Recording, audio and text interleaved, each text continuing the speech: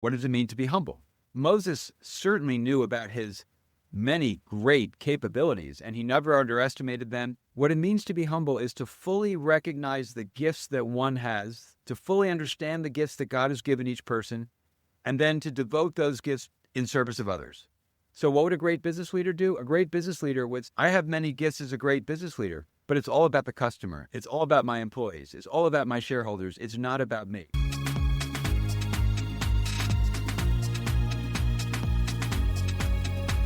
It's time to reinvent.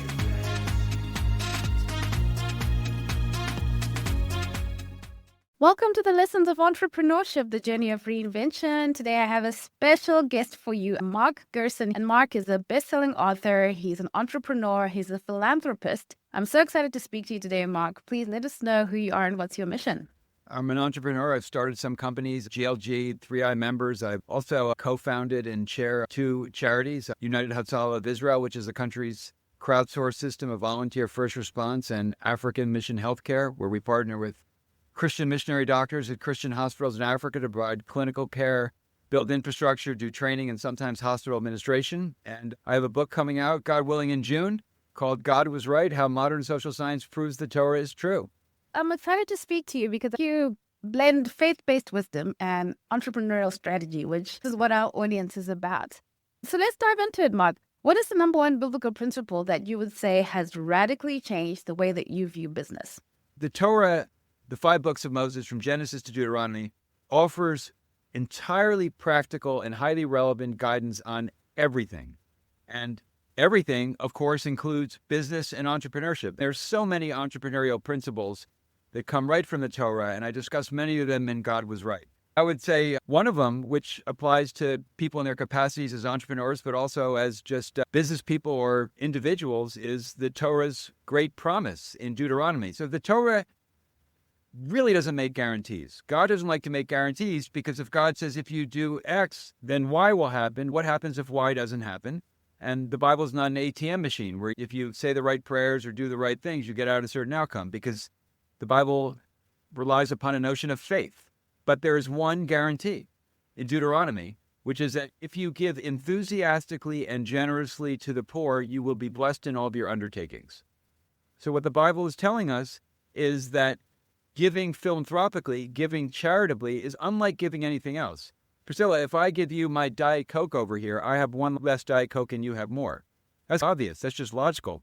But what the Bible tells us is that if you give to charity, you will become wealthier. There's no notion of losing or sacrificing money when you give it to charities. That's certainly one notion that guides what my wife and I do as business people and as philanthropists. But there are so many entrepreneurial lessons that come right from the Torah. That's just one. In your book, you speak about Moses and about his leadership in the Bible and offer a framework for modern entrepreneurs today.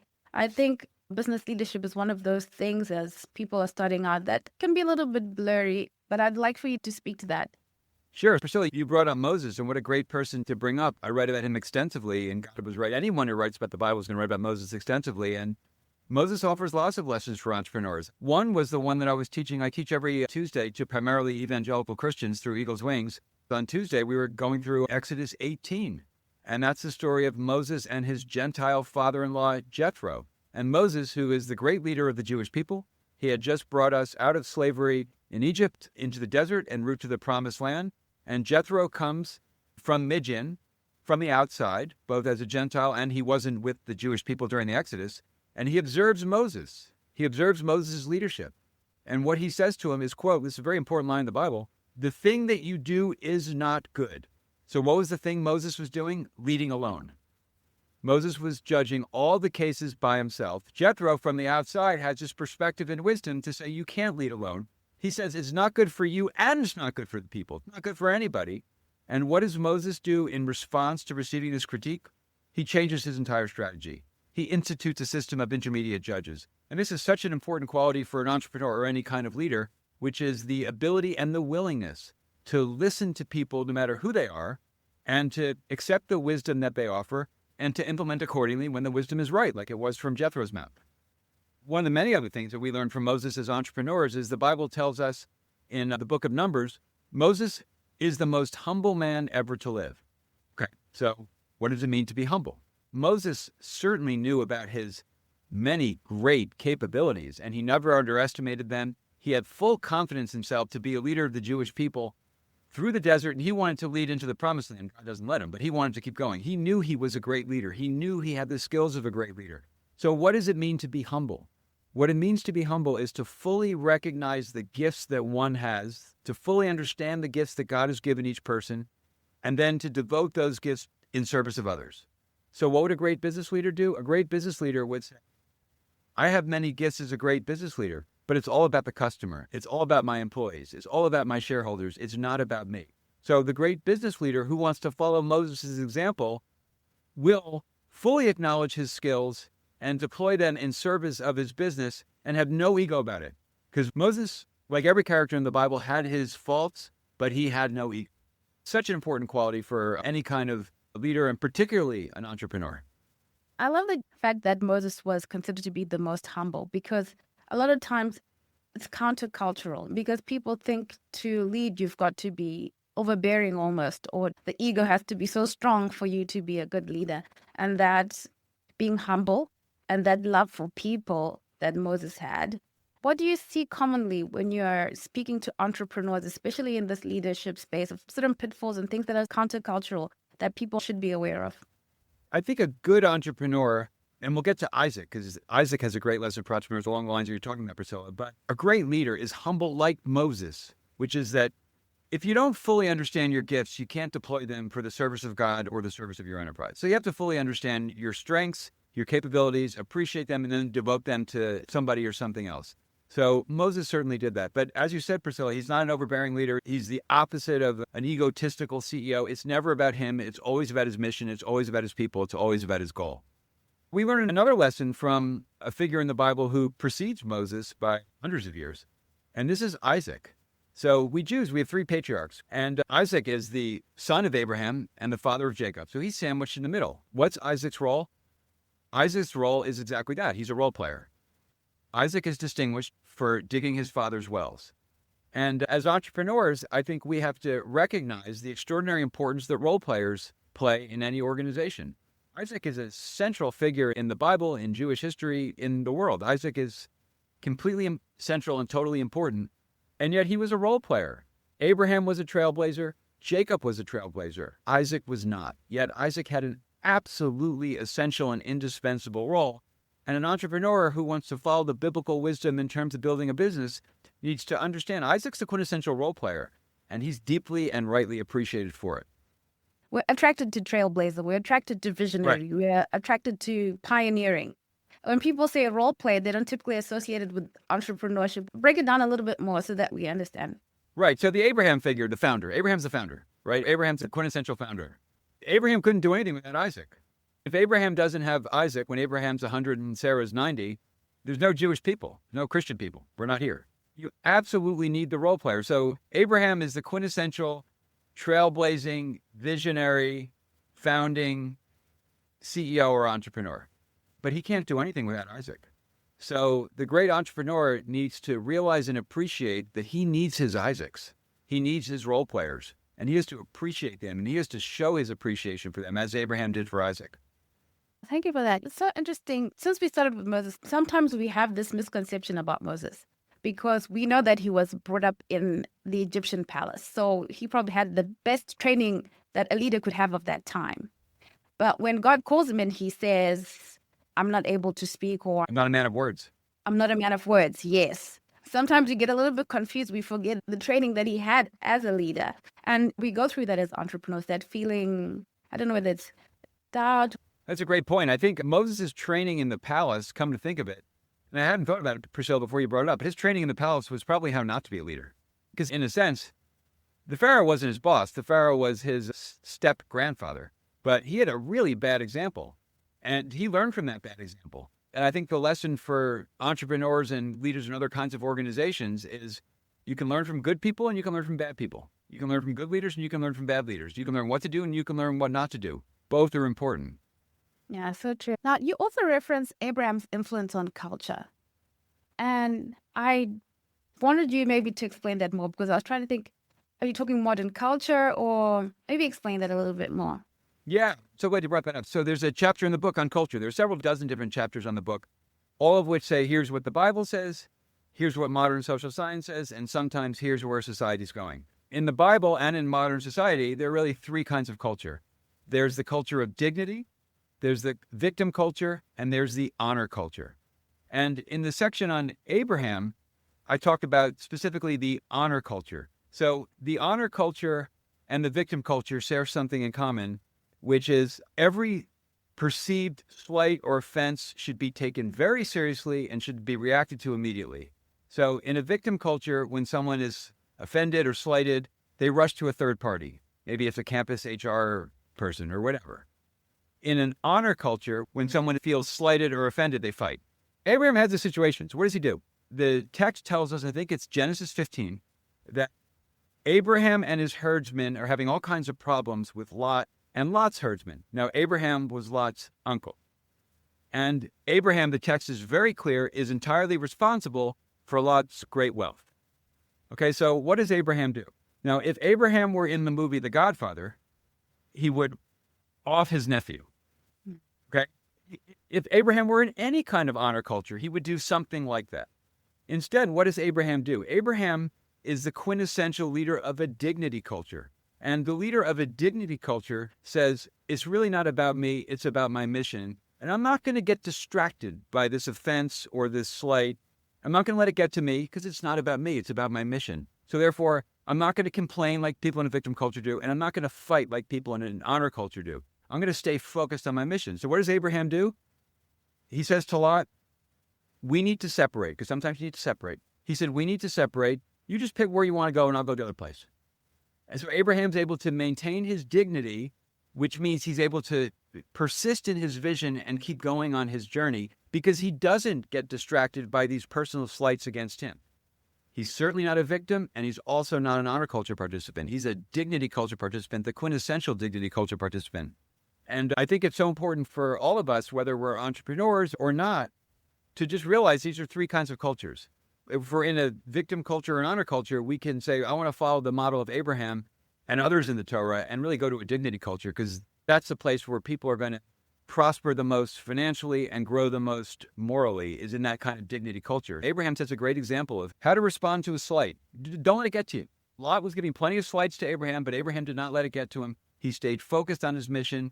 He said to Lot, he didn't get offended. He said, you go wherever you want to go. I'll go where you don't want to go. And I'm going to keep going on my journey.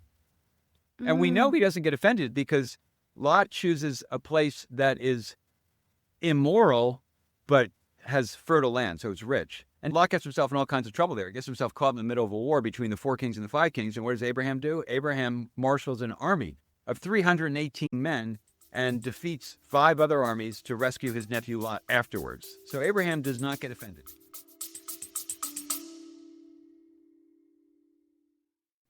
Hey, small business family, quick pause here. If you've been listening and thinking, I need help getting clear on my message and how to actually market this amazing thing I've created, I've made something just for you. It's called the Clarity Intensive, and it's 2 focused sessions, one-on-one, where we untangle your ideas, map out your next best move, and build a foundation for real business momentum. If you're done thinking what's the right thing to do, and you're ready for a customized strategy that fits you, this is for you. You'll find the link in the show notes, or you can visit the website www.reinventingperspectives.com/shop, and you'll see our Clarity Intensive 1-to-1 marketing coaching. Let's get back to the show. Dignity culture. It's my first time hearing that phrase, and I'm wondering, what other characteristics are there of a dignity culture that you don't easily get offended, that you don't get taken off mission? Yeah, it's a great question. It's such an important part of God was writing about how we choose to live our lives. So in a dignity culture, you're not going to get offended easily. You're not going to complain or fight at any slight. You're going to take 100% responsibility. And that's crucial to it. And I have a chapter on that 100% responsibility. And I mentioned the chapter on culture as a facet of the dignity culture. So a man or woman of dignity takes responsibility. And the Torah teaches us how to take responsibility, which is take complete responsibility and then some. So one of the hallmarks of a dignity culture is when something bad or unfortunate happens, lots of people rush in to take responsibility. They all say, it's on me. The other guy says it's on me. The third guy says it's on me. So in that case, you have 300% responsibility. That's a dignity culture. So where does 100% responsibility, this facet of a dignity culture and something of great independent value, where does it exist? I think better than any place else in our society is in sports. All the great athletes and all the great coaches take 100% responsibility. I cited my friend Anthony Gonzalez, who served in Congress from Ohio, and before that he played wide receiver for the Indiana Colts. And Anthony said that when he or one of his teammates would come to the sideline and say, the safety held me, the coach would say, why'd you let him get close? Take responsibility. If you ran a little faster, he wouldn't be anywhere near you, wouldn't be able to hold you. Don't blame the ref. We see this all throughout sports. And why do we see? Because in sports, there's a winner and there's a loser. It's very clear. And the logic of sports leads the best coaches and the best athletes to take 100% responsibility, which is another crucial facet of the dignity culture. I like that you tied it in with sports. I know some parts of the world don't really pay attention to soccer, but you see it a lot with soccer. The coach has got to take responsibility. The team has lost 3 times in a row, and he has to say, look, maybe I can't do this job. It seems harsh when you're comparing to the way we operate in other places. That was the point I made, and God was right. Exactly what you said, Priscilla. When you compare it to how we operate in other places, take your example of the soccer coach, and soccer is a deeply underappreciated sport. You're right about that, but in America. But it's getting better. It's getting more popular. It's always been popular among kids, but now it's getting its professional recognition. Anyway, if a coach loses 3 games in a row, he might say, I'm not the right guy, or he might say, how can I do better? He's not going to blame his players. He's certainly not going to blame the ref. He's going to take it on himself. And if he doesn't, he's going to be fired.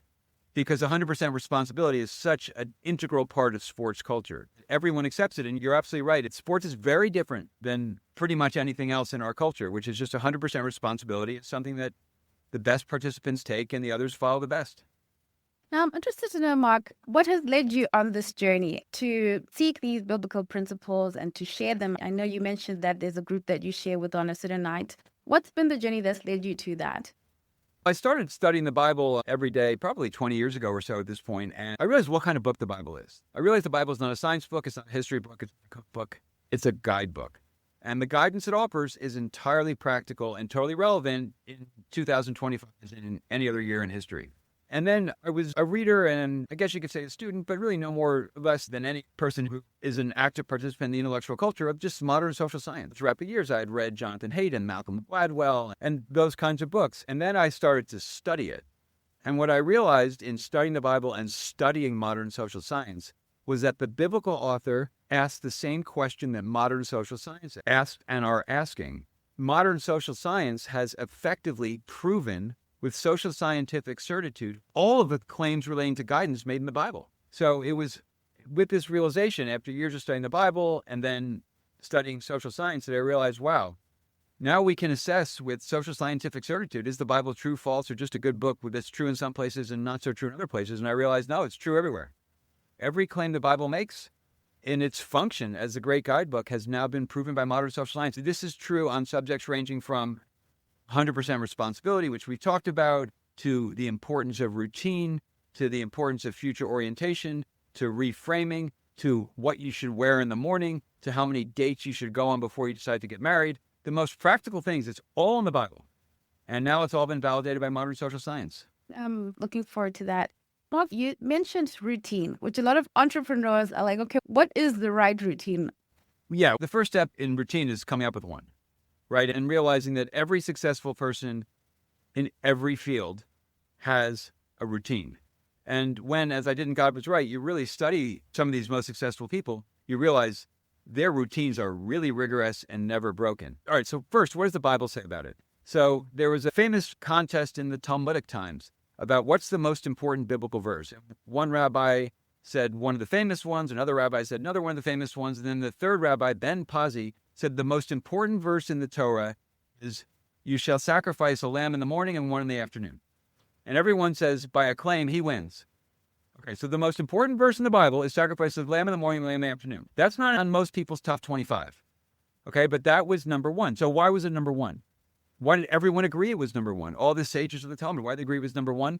Because it said the most important thing that you do is what you do every day. In other words, the most important thing about what we do is what is our routine. So the most important thing is a routine. And it's a biblical claim. And sure enough, modern social science has discovered that the keys to both succeeding and just living decently is coming up with a routine. For instance, when someone enters a drug rehab center, all the drug rehab centers, the first thing they do is they give the patient an extreme routine. And I looked at some of these routines. These routines are like every 15 minutes, here's what you're going to be doing. So what's the lesson from that? The lesson from that is that in order to function in the world, you need to have a routine. The first thing someone does in these treatment centers is they go into a strict routine. But it's also the secret of the best performers. So at the 2008 Olympics, the U.S. men's basketball team, I quoted Dwayne Wade on this, he was marveling at one guy, Kobe Bryant, for one reason, his routine. No matter where Kobe was, no matter where the team was playing, Kobe had a strict routine that began earlier than everybody else and ended later than everybody else. A routine full of hard work. And that's why he became one of the all-time greats. The lesson from the Bible is the most important thing you can do is establish a routine. And the lesson, particularly for entrepreneurs, is, establish a routine. It's so important, but there's a problem with routine. And the problem with routine is that routine can become routinized. And when something becomes routinized, then it becomes boring, which Rabbi Norman Lamb said is a poison to the soul. And it also leads us to make mistakes. So routines are both important and also, in a sense, perilous. And I quote some studies in the book about how when people become routinized, when they do something without thinking about it, all kinds of mistakes can happen. And this is areas ranging from medical mistakes to plane safety.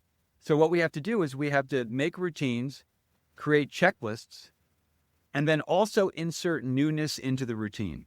Because when you insert newness into the routine, then the routine is never going to be boring.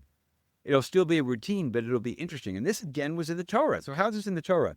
Because the high priest on Yom Kippur, he had to bring 8 garments, and 4 of them he could only wear once. And then he had to wear new garments that looked exactly the same. So why is this? Is the high priest supposed to be a diva? Like he has to change before every performance? That can't be it. So what is it? It's saying that he has to have newness to his routine. His routine is you wear these clothes every Yom Kippur.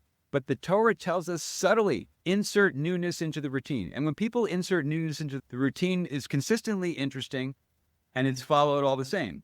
So how might one do this in their practical life? Let's say someone has a job. Okay, have a routine. So in other words, let's get to the office at 8. Okay, I have to drive to the office every day to get there at 8 a.m. So far, so good. I got a routine to get in the office at 8 a.m. How am I going to get there? I'm going to drive the same way every day. Say no. Every Wednesday, drive a different way.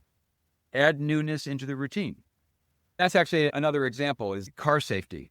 When routine becomes routinized, people don't focus on the road, and that leads to accidents. And I have all the data on that in the book. You got to have the routine, but you got to have newness as a part of the routine. And this is also just a fact of Jewish religious experience. Every Friday night, the Jewish woman will light the Shabbat candles to usher in the Sabbath.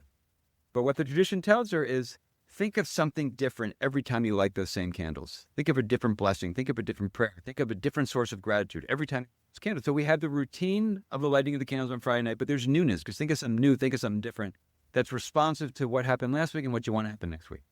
Oh, I like that. I can see how the moment you let yourself get bored, you've lost the plot. Exactly. And that's the risk of routine. The risk of routine is it becomes boring. So what does the Bible tell us to do and modern social science confirm? You got to have a routine, but you also have to keep it interesting. So how do you keep it interesting? Make newness a part of the routine. Not an exception to the routine, but part of the routine. So if it's Wednesday, it's a new root day or whatever it is. But what can I do that adds a newness to that routine? So many practical things I think of when you say that. Even have your coffee, but go to a different place. You never know what creativity will be sparked by the fact that you went to a different place. Or try to do it differently. Test something else. As entrepreneurs, all these ideas. I like your example about the coffee. Go to a different place. Or if you want to go to the same place, sit at a different place and sit at a different table in the same place. On Wednesday, you got to have a routine, but you got to make newness a part of the routine. And that's just a great lesson right from the Torah. And to make you happy. Crucial, because if you're bored, you're not happy. And that's why Rabbi Lamb called it a poison to the soul. But a routine is so important. I go through in the book the different routines that a lot of the great performers, certainly in sports, but also all the great writers had routines. There was a great interview that Stephen King gave to I think it was the New Yorker, and they asked him for his habits. He said, I write every day, except I think he said, like my birthday, Christmas, and 4th of July. Then he said, I lied. I write every day. So you got to have a routine, but you got to make newness a part of that routine. Thank you so much. Could you share a principle you stumbled upon and then you found the biblical truths behind it? Yeah, there are so many examples. Everyone should look to the Bible for guidance, from education to limits of education to how to educate. That's a good one. It didn't really apply to me personally, but it's certainly, the Bible will always at least make you think about things more. Okay. And the Bible will make you live a more intentional life. So in the chapter on education, Bible tells us, if you have heard, you will hear. Okay, so what does that mean? What it means is it's explained by the Talmud, which says that the 101st time you learn something is completely different than the 100th time. So what does that mean? It means that learning is cumulative. If you have heard, if you know something, it will be easier to learn the next thing. So what's a great lesson for our education culture, our education policy, is that in order to achieve creative breakthroughs, how do we do it? You have to know a lot about the thing. So whatever the thing is. Who was the master of this? George Lucas. I quote this in the book. If you look at Star Wars and you analyze Star Wars, and I quoted someone who did, Star Wars incorporates themes from about 15 different movie types.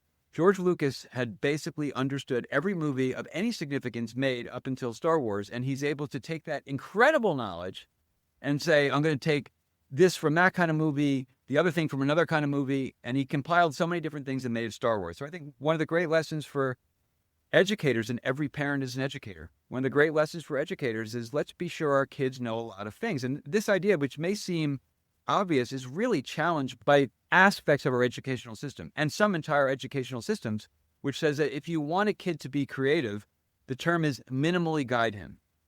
In other words, don't have a sage on the stage, a teacher, have a guide by the side. I think that's totally wrong. If you want a kid to make creative breakthroughs as an adult, even a young adult, they have to know a ton. And in fact, there's a study I quote in the book that showed that Nobel Prize-winning scientists are significantly more likely to have a serious hobby than non-Nobel Prize-winning scientists. So why is that? Because when you know a ton about two different subjects, then you're able to say, oh, wait, this and that from different fields, if I combine them, then I might have something special. And that's creativity. Thank you for that. I think that's going to leave people thinking a lot. This has been such a great conversation, Mark. Ideas are flying all over, and we look forward to your book. It's titled God Was Right, How Modern Social Sciences Proves the Torah is True.